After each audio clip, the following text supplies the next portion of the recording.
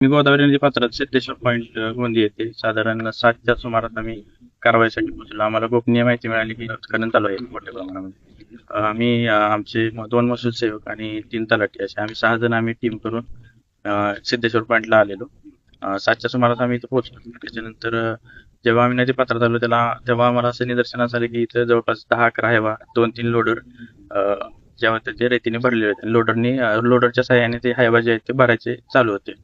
आणि आम्हाला पाहिल्यानंतर त्यांनी आमच्यावरती हल्ला केला. आम्ही क्रुझर जे आहे ते आडवी लावली होती आमची गाडी. आम्ही खाजगी गाडीने आलेलो. ती गाडी आम्ही मेन रोडला आडवी लावलेली की जेणेकरून कोणताही हायवा जो आहे तो नदीच्या पात्रातून बाहेर जाऊ नये. परंतु त्यांनी आणि त्यांचे जे मालक होते ते आले.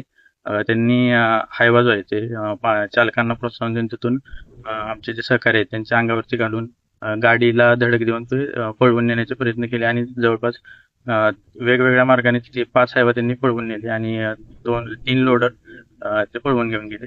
त्याच्यानंतर पोलीस जेव्हा पोहोचले तेव्हा आमच्या साधारण एक 5 हायवा ताब्यात होते, जे आम्ही पोलीस स्टेशनला जमा केलेले आहेत आणि जे काय हल्ला झाला त्याच्या संदर्भात सध्या पुढे कारवाई आमची चालू आहे.